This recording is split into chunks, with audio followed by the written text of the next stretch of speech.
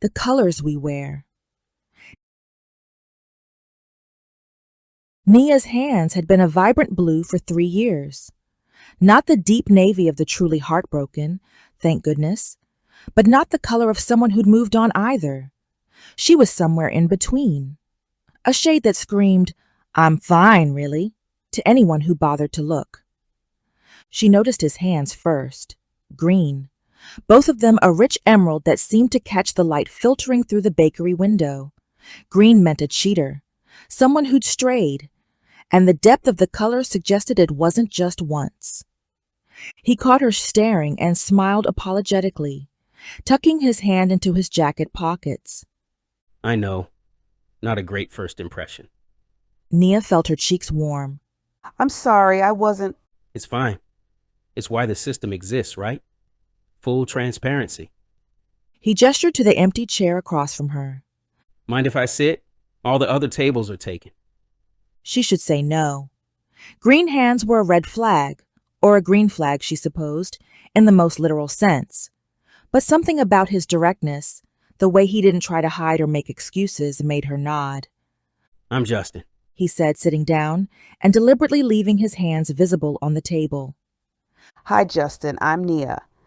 Nice to meet you, Nia. And yes, before you wonder, I cheated on my ex-wife. Multiple times. Over 2 years. Nia blinked. People didn't usually just volunteer that information. I was a coward. Too afraid to admit I was unhappy, and too selfish to leave before I hurt her. The green showed up after the first time and got darker each time I stepped out on her. That was 4 years ago. I've been in therapy ever since. Oh, I appreciate you being so upfront. Does it fade? The green? They say it can, if you do the work. If you really make an effort to change. Mine's lighter than it was. They used to be the darkest green I'd ever seen. Blue means betrayed, right? Someone cheated on you? My fiance, 3 years ago. I found out 2 weeks before the wedding. I called everything off, went to therapy. I did all the things you're supposed to do, but apparently 3 years isn't long enough for the universe to forgive me for still being hurt about it. I don't think it's about forgiveness. I think it's just a reminder, maybe, that there is something you still need to work through to become whole again. Around them, the busy bakery was a kaleidoscope of human experience made visible. A teenage girl with silver fingertips. Never been in love, or never had her heart broken. A middle-aged man with orange palms. Divorced, but amicably. A young woman with yellow hands. Abandonment. She'd probably ghosted someone who genuinely cared about her. And then there was the elderly couple in the corner, both with hands faded to the palest cream. That's what everyone wanted. Proof that you'd healed, that you'd processed your pain, and come out clean on the other side. Proof that you wouldn't bring your baggage into the next relationship. Nia, can I tell you something? And you can call me crazy if you want. Sure, go ahead. I think the blue suits you. Not in a you look good sad kind of way, but I don't know. It means you love someone enough to be hurt. It means you were brave enough to trust. That's not nothing.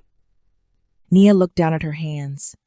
The blue seemed brighter suddenly, less like a stain, and more like a mark of survival. The green suits you too. If you're telling the truth about the therapy and the work, it means you owned what you did. It means you're not hiding. They talked for 2 hours. He told her about his ex-wife, about the slow deterioration of their marriage, about the moment he realized he destroyed something he'd once cherished. She told him about the wedding dress still hanging in her closet, about how she sometimes still checked her ex's social media, about the way she flinched now when someone said forever. Nia, would you be open to going on a real date? I understand if the green is a deal breaker. Most people swipe left the second they see it on dating apps. Nia considered. In a world where everyone's mistakes and pain were visible, maybe the point wasn't finding someone with clean hands. Maybe it was finding someone honest about why their hands looked the way they did. I like that, but full disclosure, I'm probably going to be weird about trust for a while. The blue isn't just cosmetic. I understand. It'll be a process for both of us. This green color is more than skin deep. They exchanged numbers, fingers briefly touching. His green, her blue.